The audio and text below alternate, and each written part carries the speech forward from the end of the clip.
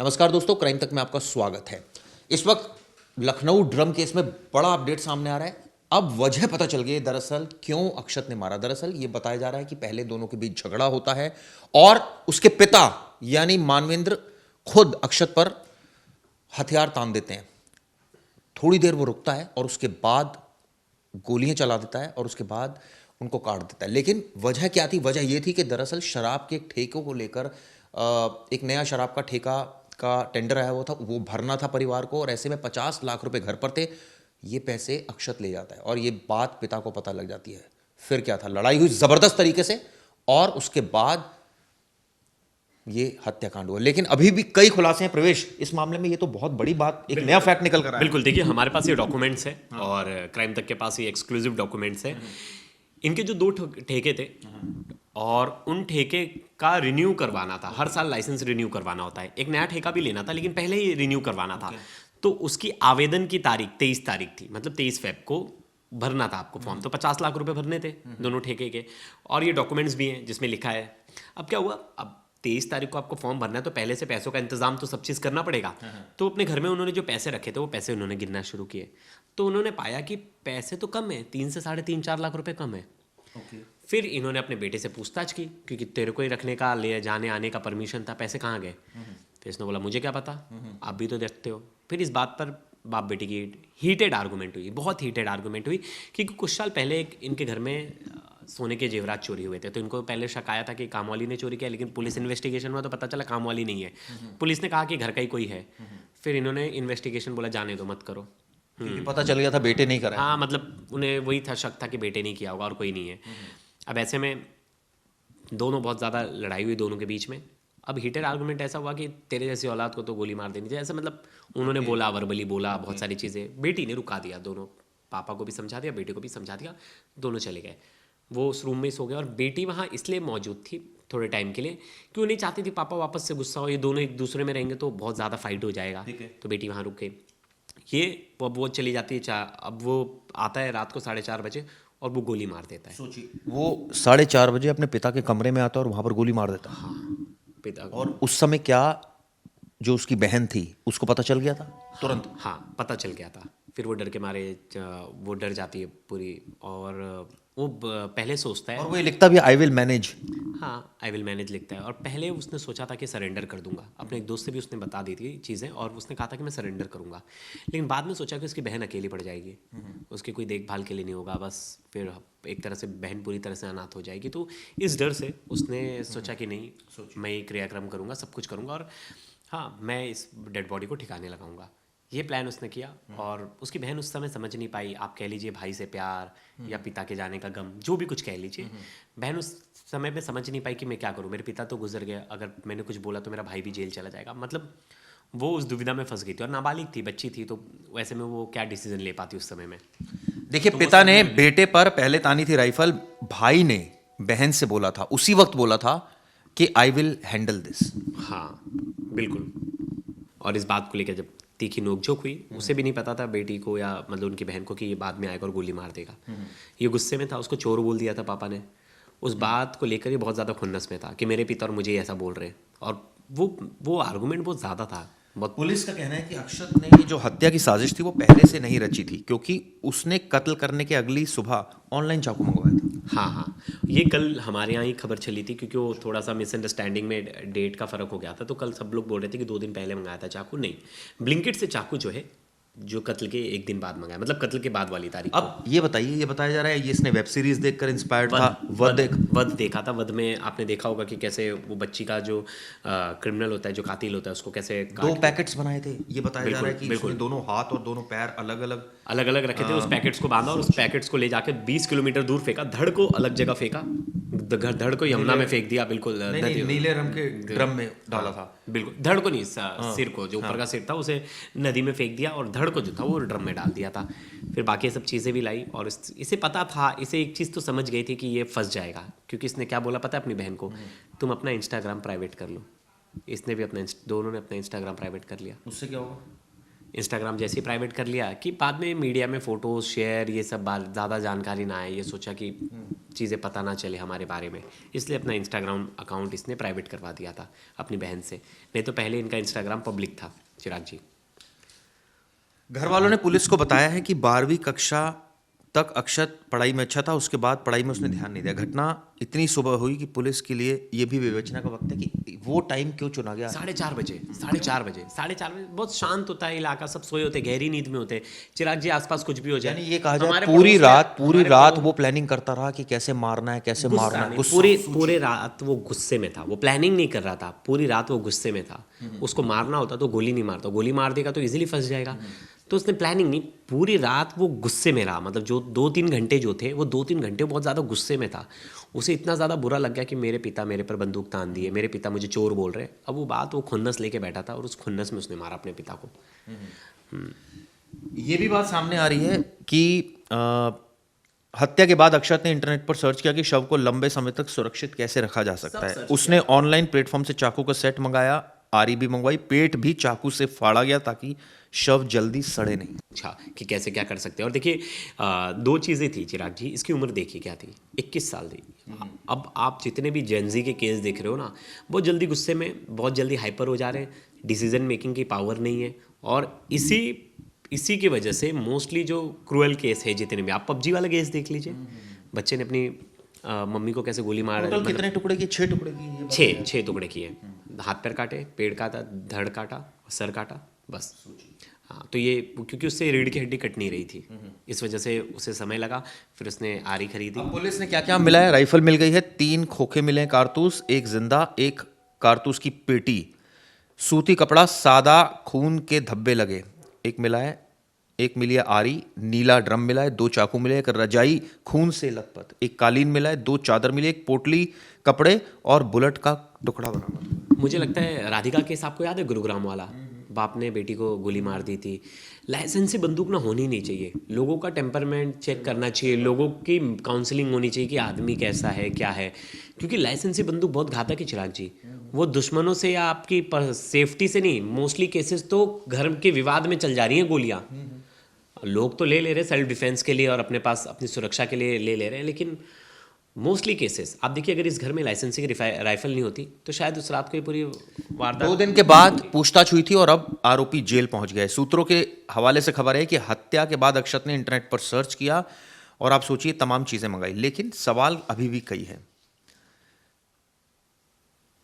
एक वीडियो भी सामने आई चिराग जी, उस वीडियो के बारे में मैं जिक्र कर रहा था। उस वीडियो में गेट के जस्ट बाहर एक औरत और एक आदमी बैठ के रो रहे हैं, बहुत चीख के रो रहे हैं। और उनके जो पिता है मनवेंद्र के, मतलब अक्षत के दादा, वो उन्हें घूर कर देख रहे हैं।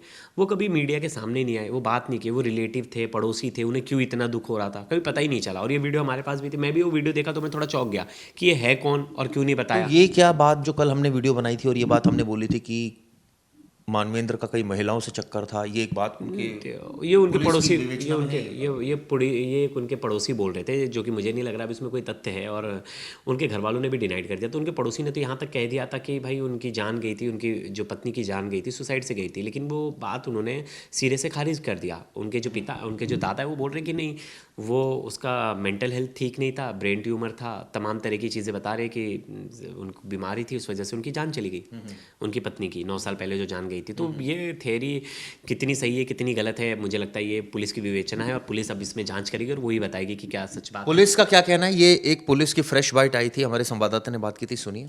मानवेंद्र हत्याकांड को लेकर पुलिस इन्वेस्टिगेशन लगातार जारी है। हमारे साथ इस वक्त डीसीपी सेंट्रल विक्रांत साहब हैं जो इस पूरे मामले को इन्वेस्टिगेट कर रहे हैं। बहुत स्वागत है आपका आज तक पर। विक्रांत जी, क्या मामला है? आप लोग गए, पहुंचे स्पॉट पर, प्रथम दृष्टया जब पहुंचते हैं तो क्या मालूम पड़ता है, क्या देखते हैं आप लोग? देखिए, इसमें ऐसा था कि जो मानवेंद्र सिंह हैं उनकी गुमशुदगी की रिपोर्ट थाने पर दर्ज कराई गई थी, थाना आशियाना, जनपद लखनऊ। ये 20 तारीख की घटना बताई गई थी कि 20 तारीख को सुबह से वो अपने घर से गायब हैं। और 23 तारीख को जब हम लोगों को इसके बारे में जब पुलिस जांच कर रही थी, इस दौरान सूचना मिली और उनके बच्चों से, जो भी उनका बेटा है अक्षत प्रताप, उससे पूछताछ हुई कड़ाई से, चूँकि वही वादी था गुमशुदगी का। उसी ने रिपोर्ट लिखवाई थी। रिपोर्ट उसी ने लिखवाई थी। तो उसके बाद चीज़ें खुलकर ये सामने आई, अनावरण ये हुआ कि उसी लड़के ने, जो उनका सन है, 19 ईयर का है, उसी ने लाइसेंसी राइफल से उनकी हत्या उसी दिन, जिस दिन की गुमशुदगी की रिपोर्ट थी 20 तारीख को सुबह 4:30 बजे के लगभग हत्या कर दी थी। और बाद में वो कंटिन्यूसली शव को छुपाने के लिए उसको कट करके और मतलब उसको इसी में लगा था कि कैसे वो साक्ष्य को नष्ट करे। विक्रांत जी, कट करने की जो बात आपने कही, जिन चीज़ों को उसने इस्तेमाल किया है, क्या उसने ऑनलाइन प्लेटफॉर्म से उनको मंगाया था, और क्या हत्या के पहले मंगाया था या हत्या के बाद मंगाया था? हाँ, उसकी जो देखिए, उसने जब हम लोगों ने पूछताछ करी उससे, उसने अपने जुर्म का पूरा इकबाल कर लिया। और जो घटना जो हत्या की घटना के बाद की उसने सारी एक्टिविटी बताई है। तो जब हत्या के बाद उसने ये शव को ठिकाने लगाने की योजना बनाई, और उसमें सबसे पहले उसने ऑनलाइन वेपन जो हैं, इस तरह के चाकू, इस तरह को चीज़ें मंगवाई। लेकिन बाद में चूंकि उसे वो कर नहीं पाया, तो बाद में लोकली मार्केट जा करके उसने आरी और ये सब औजार उसने पहले कोशिश की कि जो ऑनलाइन 10 मिनट ऐप्स हैं उनसे चाकू मंगाकर काटा, नहीं बॉडी कटी, तो उसने बड़े चीज़ों को लेने के लिए खुद दुकान का रुख किया। जी, ये सब उसने अपने इकबालिया जुर्म में स्वीकार किया। और जो चीज़ें हैं जो उसने यूज़ की, वो पुलिस ने उसके बताए हुए हिसाब से as per evidence act collect भी कर लिया है। सारे साक्ष्य हम लोगों ने इकट्ठा कर लिए हैं कि जो आरी हो और इस तरह के जो वेपन हैं, ये सब चीज़ें इकट्ठा कर ली गई हैं। नीला ड्रम घर पर था या नीला ड्रम भी वो लेने गया था बाहर? नीला ड्रम घर पे ही उसने ग्राउंड फ्लोर पे, उसी में उसने जो धड़ है उसको उसमें छुपा के रखा था। और हाथ और पैर को जो उसने एक प्लास्टिक की पन्नी में एक बाहर जा कर के फेंका था, जो कि वो जगह है नादरगंज की नहर है, उसके पास झाड़ियों में फेंक दिया था, जो बरामद पुलिस ने कर लिया है। हम लोगों ने टीमें बनाई थी ताकि जितने भी साक्ष्य हैं वो सब इकट्ठा कर लिए जाएं। तो सारे साक्ष्य लगभग अभी इकट्ठा हो गए हैं। फॉरेंसिक टीम ने भी मौके से साक्ष्य इकट्ठा किए और आज उसको गिरफ्तार करके माननीय न्यायालय के समक्ष हम लोग प्रस्तुत कर रहे हैं। हाथ पैर काट के अलग फेंके हैं और धड़ के ऊपर सर तक का हिस्सा वो ड्रम में डाल दिया। जी, जो हाथ और पैर है उसने आरी से, जैसा उसने जुर्म इकबाल किया है कि आरी से उसने काटा और उसको एक पन्नी बैग में डाल के और वो नहर के किनारे झाड़ियों में उसने छुपा दिया। और जो बाकी का पोर्शन है उसको ग्राउंड फ्लोर में घर में ही था। बाद में उसमें फॉल स्मेल आने से चीज़ें बाहर आ गई। एसिड का भी प्रयोग हुआ, एसिड भी पाया गया, ऐसी बातें बताई जा रही हैं? नहीं, अभी तक तो ऐसा नहीं आया है हम लोग के इन्वेस्टिगेशन में। अगर ऐसा कुछ मिलता तो बताइए। बहन के रोल को लेकर बड़ी बातें हो रही। 4 दिन, क्योंकि बहन वहाँ पर थी, उसने किसी को नहीं बताया। अगले 4 दिन भी उसने एग्ज़ाम दिया है, पड़ोसी में पढ़ने गई है। देखिए, उनसे अभी हम लोग उनसे भी पूछताछ करेंगे और जैसा होगा हम आपको अवगत कराएंगे। क्या लगता है, क्या रीज़न है, क्या कब आप लोगों की जब इंटरोगेशन हुई है, आजकल वेब सीरीज़ बहुत आ रही हैं, क्या ऐसा कुछ भी हिंट हो रहा है कि इस तरह, क्योंकि चॉप करना 19 साल के लड़के के लिए एक बहुत ही डराने वाली घटना है? देखिए, ये तो सचमुच ये समाज को और हम लोगों को सबको एक देखना चाहिए कि आखिर बच्चे इस तरह का ये बिहेवियर क्यों कर रहे हैं। और इसमें सबको ये देखना चाहिए, और साइकोलॉजिस्ट हैं उनको भी इस चीज़ पे ज़रूर चिंतन करना चाहिए कि आखिर बच्चे इस तरह की एक्टिविटी में क्यों हैं कि अपने पेरेंट्स की हत्या कर देते हैं और उसके बाद भी इस तरह के स्टेप्स करते हैं जिससे सचमुच समाज में एक गलत मैसेज जाता है। तो ये तो ज़रूर सोचने की बात है। सवाल आपसे, कुछ गिल्ट है उसको? थोड़ा नर्वस तो है, लेकिन अब उसके बारे में ज़्यादा नहीं कह सकता।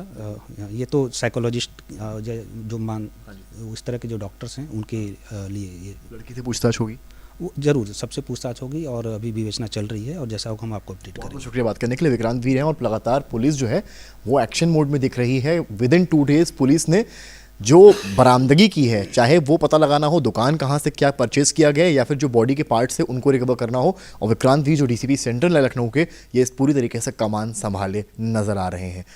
तो आपने सुना, पुलिस ने भी इस पर बयान दिया। अब मैं आपको सुनाता हूँ वो बाइट, यानी कि वो तथ्य जिसमें एक जो पड़ोसी है वो इस बात का उल्लेख कर रहा है कि इनके अफेयर थे, मानवेंद्र के घर में इस बात की जानकारी थी और इस बात को लेकर टसल होता था। लेकिन प्रवेश, ये पहले बाइट सुनिए। अब देखिए, इसके बारे में बहुत ज़्यादा तो नहीं अब कह सकता हूँ, लेकिन ये ज़रूर था कि पारिवारिक ही टेंशन था जिसके कारण ऐसा हुआ उनके साथ में। और उन्होंने इस तरह से किया। पारिवारिक टेंशन मतलब पति पत्नी का झगड़ा? पति पत्नी का झगड़ा इसमें सुनने में आता था। और ये था कि मानवेंद्र थोड़े से दूसरी महिलाओं के साथ उनका संबंध शायद इस विषय में था, इसको लेकर थोड़ा सा विवाद रहता था। मतलब मानवेंद्र का आप कह रहे हैं कि अन्य महिलाओं के साथ रिश्ते थे, इस वजह से उनकी पत्नी नाराज रहती थी? हाँ, उसी से रिलेटेड कुछ बात थी। और उसी को लेकर के चीज़ें सामने आई थी कि ये बात क्या बच्चों को भी पता थी जो रिश्ते की बात? देखिए, ये बात बच्चों को जिस ट्रॉमा से गुजरना पड़ा है और जो मेरी जानकारी में है, जितना मैं समझ पाया हूँ, उसमें ये चीज़ें हैं कि बच्चों को ये बारे में मालूम था कि उनके पिता के एक्स्ट्रा अफेयर हैं बाहर महिलाओं के साथ में। और अभी महिलाओं के साथ में मतलब क्या? कई किस्से बच्चों के सामने ऐसे आए हैं। तो बच्चे बहुत मेंटल ट्रॉमा में जिस तरह से गुजरे हैं, जिस प्रकार की मानसिक तनाव में इस विषय को लेकर गुजरे, वो एक बड़ी बात थी। लेकिन प्रवेश, सबसे बड़ा सवाल तो ये भी उठता है ना कि हमने सुना कि वो कह रहे हैं वाली बात, अफेयर वाली, तो ये घर का जो माहौल था, ये बात सच है। पहले अक्षत की मदर का निधन, उसके बाद अकेलापन घर में, दूसरा पैसों को लेकर विवाद, चोरियां, तीसरा नीट का एक विवाद, और चौथा जो हमें समझ में आ रहा है महिलाओं वाला एंगल। यानी ये सारे एंगल हैं ना इसके बैकड्रॉप में। देखिए हमेशा किसी के लिए गुस्सा है, अगर आपको किसी के लिए नफरत है तो नफरत एक दिन में पैदा नहीं होती। उसके पीछे एक लंबी हिस्ट्री होती है। तो छोटे छोटे विवाद एक दिन इतना बड़ा हो जाता है कि विवाद में ऐसी दुखद घटना हो जाती है। और ये घटना भी वैसी है, पहले से किसी के चरित्र को लेकर आपके मन में शक है कि मेरा बेटा चोरी करता है। आपने फिर एक दिन अचानक से आपको हिसाब किताब में आपको लगा कि पैसे की कमी, आपने गुस्से में अपने बेटे को डांटा, चोर वोर बोल दिया।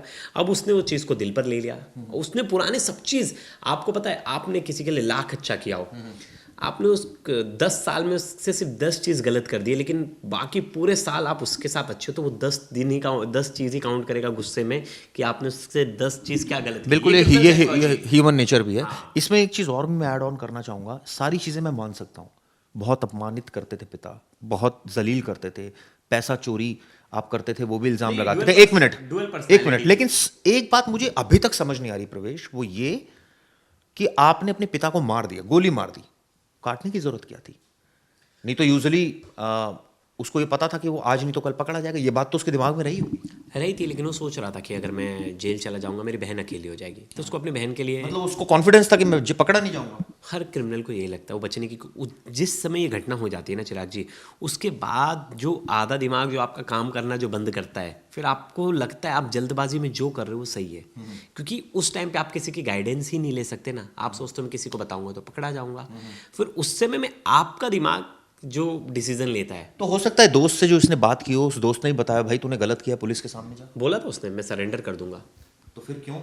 लेकिन बाद में इसका प्लान, दोनों हाथ काट दिए अपने पिता के, दोनों पैर काट दिए, सोचिए धड़ को मतलब ड्रम में रख रहा है। मतलब ये तो कोई प्रोफेशनल किलर करता है, और ये तो सारा ये कोई प्रोफेशनल किलर थोड़ी था, ये तो जेंजी, ये तो अपनी इंटरनेट पर सारी चीजें देखे जा रहा था। सब ये बाकी सब चीज़ों से आइडियाज़ ले रहे थे, जितने सारी हैं आइडियाज़ इजीली अवेलेबल है मार्केट में। प्रवेश, अपने पिता के हाथ काटना, आप सोचिए इसके लिए बड़ा बहुत मतलब ये देखिए कोई पहला केस नहीं है, किसी ने किसी की, लेकिन प्रवेश मैं पहला केस नहीं है, लेकिन ये प्रोफेशनल किलर भी नहीं है, ये भी बात ध्यान रखना। हाँ तो आपका हृदय कितना कोमल है, कितना आप उसको लेके पश्चाताप वाले सिचुएशन में हो नहीं हो, या सिर्फ आपके दिमाग में ये चल रहा है खुद का। आप जब सेल्फ नैरेटिव सेट कर लोगे कि सेल्फिश नेचर आपके अंदर एकदम आ जाएगा कि भाई अब मुझे कैसे भी बचना है, इसके लिए मेरे पापा जाए कोई भी जाए तो मुझे चलेगा, फिर उसने जो दरिंदगी की। सोचिए दोस्तों, ये अपने पिता को मार कर बचने का, ठीक है बचने का एक रीज़न हो सकता है, इसलिए उसने धड़ को तमाम। आप देखिए मैं आपको एक और एग्जांपल देता हूँ। आफ्ताब का केस था, उसने जो लड़की थी श्रद्धा को काटा ही क्यों? वो वैसे भी श्रद्धा की तरफ से कोई था नहीं, वो चाहता तो ऐसे ही जाके दफना देता, लेकिन उसमें बड़ी मेहनत जाती है और उसमें बच नहीं पाता। उसे पता था कि उतनी बड़ी डेड बॉडी को एक बात थी, श्रद्धा मर्डर केस में वो सक्सेस भी हुआ था, 6 महीने तक किसी को भनक तक नहीं, क्योंकि पिता बात ही नहीं करते थे, घर वाले बात नहीं करते थे। वो तो दोस्त था, जिस दोस्त ने उस मुद्दा उठाया जिससे लगा कि कुछ गड़बड़ हुआ है, उस अगर वो दोस्त नहीं होता तो पता भी नहीं चलता। वैसे हमारे कितने बहुत सारे दोस्त हैं, दिल्ली नोएडा में रहते हैं, जो आए स्कूल के कॉलेज के टाइम से पढ़ाई करने। बहुत सारे लोगों से मैं भी कनेक्शन में नहीं हूँ, बहुत सारे अकेले रहते हैं, पता भी नहीं ना ऐसे में बहुत कोई ऐसा दोस्त हो कि जो। मेरे कहने का मतलब है, मेरे को सिर्फ एक सवाल इस पूरे घटना में थोड़ा अजीब सा लग रहा है, वो ये नहीं पाता, बताइए क्यों? घर में 2 पुलिस वाले थे और वो प्रेशर बनाते ना पुलिस पे कि आप ढूंढो यार हमारा भाई कहाँ है। और सबसे बड़ी बात है, जब पता है घर का माहौल खराब है, पता है घर में बाप और बेटे का झगड़ा होता है, तो ये तो बहुत क्लियर कट है, आज नहीं तो कल पता ही चलना। प्यार भी करते थे, ऐसा नहीं था सिर्फ लड़ाइयाँ होती थी। चिराग जी वो डुअल नेचर के आदमी थे, मतलब जो इनके पिता थे वो खुश हुए तो बहुत खुश हैं, गुस्से में वो बहुत गुस्से हैं। जो उनके आसपास के लोग बता रहे बोलते वो ऐसे थे कि अगर वो आपसे प्यार करे, खुश, कोई पिता ये बर्दाश्त करेगा कि उसका बेटा घर से पैसे चुराए? हाँ कोई नहीं बर्दाश्त करेगा। बहुत बार गुस्से में हम, उस पिता ने क्या नहीं किया अक्षत के लिए, मानवेंद्र ने क्या नहीं किया? इतना बड़ा कुनबा, इतने पैसे। चिराग जी पता नहीं था ना चोरी उसने की है या नहीं की है, या पैसे जो कम हुए वो उनके हिसाब में कोई गड़बड़ी है। अगर पिता ने मान लीजिए बोल भी दिया, ऐसे कोई हवा में पिता नहीं बोल देता अपने बेटे के बारे में, पहली बात। दूसरी बात, अगर बोल भी दिया तो पिता ही है ना, बोल दिया कोई बात नहीं। बात हम सही भी, हमारे फादर से भी हमारे कई बार झगड़े होते हैं, थोड़ी कि हम कोई गलत स्टेप उठा लेंगे। हर किसी की चिराग जी सहने की क्षमता होती है, हर किसी का अपना होता है, क्योंकि मुझे लगता है क्या पता उसे लग रहा हो क्योंकि उसके साथ बहुत माँ ज्यादा का नहीं होना ये बहुत बड़ा सेटबैक है, क्योंकि माँ अगर होती है तो बहुत सारी चीजें नहीं, अपने हिसाब से वो रोक लेती, वो बोलती है इतना क्यों लड़ रहे हो, देख लेंगे कुछ सॉल्यूशन निकल या जाएगा। अपने बेटे को भी समझाती है, हाँ कई बार बिल्कुल प्यार बिल्कुल करती, बिल्कुल बिल्कुल पूछ लेती उससे, अब सब चीज़ होती है। और घर में पूरा एक लेडी का नहीं परिवार, होना। मुझे लगता है अगर चाची और चाचा और दादा को भी पता होता तो भी ये मामला नहीं पड़ता, लेकिन घर इतना बड़ा था, सब अलग अलग फ्लोर पे रहते थे, तो किसी को ज़्यादा जानकारी नहीं हुई, और ये नहीं चाहते थे कि चाची चाचा बाकी लोगों को पता चले कि बेटे ने घर से पैसे गबन किए। दोस्तों हम ये जो चंक हमने बनाया है इस पर हम रील में प्रवेश से बोलूँगा, इसकी रील भी निकालें, क्योंकि ये बहुत इंपॉर्टेंट बात है कि घर में देखिए माँ का नहीं होना कितना नुकसानदायक है। क्योंकि अगर माँ होती इस केस में शायद वो डिस्प्यूट को सॉर्ट आउट कर देती, बेटे को समझा देती, पुचकार देती, बहुत सारी चीज़ें। मुझे तो लगता है कि ज़्यादातर अगर पूरी फैमिली साथ है तो मोस्टली लड़ाई झगड़ा जो है सॉल्व हो जाता है। ऐसा नहीं है कि चिराग जी आपके पिता ने आपको नहीं मारा होगा, मैं तो बोल रहा हूँ अभी तो बहुत सेंसिटिव पेरेंट्स अपने बच्चों को मारते नहीं। हमारे टाइम पे तो हमारे पेरेंट्स हमें पीटते थे, हम तो मार खाए हुए हैं, और हम नहीं थे कि ऐसा गुस्सा रखते थे, कुछ थोड़ा टाइम गुस्सा रखते थे, रात को खाना पीना नहीं खाते तो मम्मी प्यार से बुलाती थी, खा ले बेटा। हाँ, तो क्या हुआ, मैं रात भर उस गुस्से में सोया नहीं, हुई तो था, मम्मी ने प्यार से बोला तू खा ले बेटा चल, तो कोई नहीं, पापा हैं, तेरी हाँ ध्यान पापा रखते है, हैं। हाँ, वो क्योंकि मतलब पापा का काउंसलिंग हो जाती है एक पापा तरह का तो नेचर होता है ना डांटने वाला। एक काउंसलिंग भी होती है हाँ, ना, और सही टाइम पर सही चीज़ की काउंसलिंग हो हाँ, गई। फिर क्या हुआ, वो गुस्सा मेरा रात को ही खत्म हो गया, लेकिन उसी गुस्से को लेके अगर मैं रात भर उसी गुस्से में सोचूं और मुझे कोई एक दिन नहीं, दो दिन नहीं, रोज का ही ड्रामा। मुझे कोई रात भर समझाने वाला नहीं है कि अरे कोई नहीं होता है यार, पापा ही तो है डांट दिए, तो ये चीज़ है जो कहीं ना कहीं ऐसी स्थिति पैदा कर देते हैं जहाँ गुस्सा आप पर हावी हो जाता है, और जहाँ गुस्सा हावी हो जाता है वहाँ इस तरह के क्राइम आपको देखने मिलेगा। चलिए आप लोग इस पर दोस्तों क्या सोचते हैं, हमने कोशिश की, मुझे लगता है प्रवेश हमने कहानी में जो ट्विस्ट एंड टर्न्स आए, जो पलटी कहानी, वो भी हमने बताई। चिराग जी मैं आपको एक और चीज़ बताता हूँ, ये डुअल पर्सनैलिटी वाले जो लोग होते हैं ना, कभी बहुत ज़्यादा प्यार करेंगे, कभी बहुत ज़्यादा गुस्सा करेंगे, इन्हें डॉक्टर से ना सच में काउंसलिंग करानी चाहिए। मोस्टली 50 साल के बाद बहुत लोगों के शरीर में B12 की कमी होती है और वो बहुत चिड़चिड़ापन हो जाता है और बहुत लड़ते हैं। इस चीज़ को ना घर वाले इग्नोर करते हैं, अरे उनकी तो ऐसी पर्सनैलिटी, ये तो लड़ते ही रहते हैं, लेकिन वहाँ मेडिकल ज़रूरत है। इसकी मेडिकल के अलावा एक और चीज़ इसके रेसिप्रोकल देखिए, एक आदमी जिसने अपने मेहनत से इतनी सारी पैथ लैब्स बनाई, शराब के ठेके बनाए, पैसा कमाया, इतना सारा कुनबा बनाया, किसके लिए कहा है, अपने बच्चों के लिए, अपने परिवार के लिए, वो अगर आपको कोई चीज़ पर, गलत चीज़ पर डांट रहा है तो मुझे लगता है कि अगर वो गुस्सा कर रहा है तो, और ये कहना कि पिता को दवाई खाने की जरूरत है, ये तो कहीं से लॉजिकल नहीं है। मैं ये बात नहीं कह रहा हूँ, अगर किसी आदमी को बहुत ज़्यादा गुस्सा आ रहा है और वो घर, देखिए बच्चा एक दिन में नहीं, बहुत उसका गुस्सा जो है फूट कर बाहर आता है। और पिता जो है, आप बच्चे की साइड अगर ले रहे हो तो पिता की भी सुनो ना, वो भी कोई ऐसा पिता नहीं है कि वो एक दिन में कोई पिता बन गया, उसने भी पूरे उतार चढ़ाव देखे जिंदगी में। ये तो आप मानते हो, बच्चे से ज्यादा उसने चीजें देखी, बच्चे से ज्यादा उसने कमाया, बच्चे से ज्यादा उसका प्रोफाइल है, बच्चा क्या है उसका प्रोफाइल हर चीज़ डिसाइड हर चीज मैं बात कर रहा मैं हूँ। प्रोफाइल हर चीज़ नहीं डिवाइड वो करता। आप बहुत बड़े अरबपति हो गए, लेकिन आप घर में अगर अपने बच्चों के साथ आप सही नहीं हो, दिखाने के लिए बाहर सबसे हाथ जोड़ रहे हो, लेकिन आप अगर घर में अपने बच्चों के साथ गाली गलौज कर रहे हो और अपने बच्चों को डांट रहे हो, तो ये कहीं से भी पिता ठीक। कौन करता है, वो तो तभी करता है जब बेटा बात नहीं मानता। ज्यादातर केसेस में ऐसा होता है। बहुत केसेस है ऐसे। कई ऐसे केसेस हमने प्रवेश देखे जिसमें बच्चा बात ही नहीं मानता माँ बाप की, वो माँ बाप ने उसके लिए जितना भी मैं जोड़ा। दोनों तरफ की बात कर रहा हूँ, मैंने बोला बच्चे में भी अगर ये इशू है, बच्चा भी चिड़चिड़ा है, मैं तो बोल रहा हूँ बहुत सारे बच्चे ऐसे हैं कि चिड़चिड़े हैं बहुत ज्यादा, छोटी मोटी बातों पर गुस्सा आप भी करते हैं। बच्चे रहे, मैं भी बच्चा रहा हूँ, हमने कभी ऐसा सोचा कि ये हरकत करेंगे, सोचा भी नहीं शायद। चिराग जी मैं बोल रहा करने की हूँ, तो दूर की मैं बात चिराग जी बोल रहा हूँ, सबकी स्थिति अलग होती है ना, हर किसी की मेंटल स्टेटस सबका अलग होता है, तो अभी हमें तो नहीं। ये बच्चा ऐसा क्यों बन गया कि इसने इतना इतना एक्सट्रीम आपने स्टेप ले इनकी लिया? बुआ की बात सुनी, इनकी बुआ तो कह रही कि बच्चा बहुत अच्छा था, संस्कारी ये था, संस्कारी होता है। अब इसने कत्ल किया। वही मैं बोल रहा हूँ ना चिराग जी, आपको क्या ट्रिगर कर जाए, आप पता बात चला आपकी मान आप ली। धीरे बहुत दिनों से आप किसी का, आप बहुत, आपका ट्रिगर पॉइंट कहाँ आ गया ये पता नहीं ना किसी को, तो यही है, अगर कोई सहता जा रहा है, मैं एक जनरल बात बता रहा हूँ, कोई सहता जा रहा है, बाप बेटी की लड़ाई हो रही, बच्चा इसलिए नहीं बोल पा रहा है पापा बड़े हैं, बोलूंगा तो कुछ और हो जाएगा, और उस चीज़ का पेरेंट्स को भी थोड़ा सा, दोनों को, मैं दोनों की बात कर रहा हूँ, दोनों को अपना गुस्सा, अगर किसी का भी अगर घर में देख रहे हो कि आए दिन लड़ाई हो रही है, आए दिन गुस्से का कारण है, तो मुझे लगता है काउंसलिंग करानी और डॉक्टर को दिखाना बहुत ज़रूरी है। इस बात को आप मानो या ना मानो, अगर घर में छोटी मोटी, मैं बहुत बड़ा दोनों चीज़ें, और मैं बता रहा हूँ इंडियन परिवार में हीटेड आर्गूमेंट होते हैं, और उस आर्गूमेंट को और उस गुस्से को लोग लाइटली लेते हैं, बोलते हैं अरे ये तो नॉर्मल है, हमारे घर में तो इतनी लड़ाइयाँ होती है, तो नॉर्मल नेचर है, लेकिन नहीं, बहुत बार शरीर में ऐसी चीज़ें होती है जिसकी कमी, जैसे मैंने बताया एक मिनट, एक चीज और भी इसमें इंपॉर्टेंट है, जो प्रवेश कह रहा है ठीक है, ये बात मैं मान सकता हूँ कि घर में विवाद भी होते हैं माँ पेरेंट्स के बीच में, बच्चों के बीच में, लेकिन सवाल जब कोई विवाद होना और वो चला जाना, जब कोई बच्चा अपने पेरेंट के प्रति एक नफरत पैदा कर ले, इसका मतलब उसको कहीं ना कहीं लगता है कि भैया मेरा फादर सुधरने वाला नहीं है, ये हर बार वही गलतियां करे जा रहा है, हर बार ये करता है, मैंने 100 बार बोल दिया पापा मुझसे ऐसे मत बोलो, लेकिन वो फिर भी बोलते हैं, वो फिर भी हर जगह करते हैं। तो ये जो टेंडेंसी है, दिस इज नॉट गुड।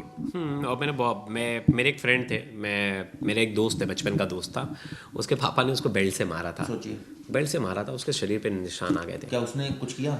नहीं किया, लेकिन उस समय तो मैंने क्या बताया कि घर वाले थे, माँ बाप थे, पापा ने फिर दूसरे दिन उसे लाके एक टॉय दे दिया और बोला कि अरे सॉरी बेटे को गलती बोलती, लेकिन गुस्से में बहुत पीटा। बहुत सारे ऐसे बच्चे जो बचपन का ट्रॉमा लेके चलते हैं अपने साथ, चिराग जी,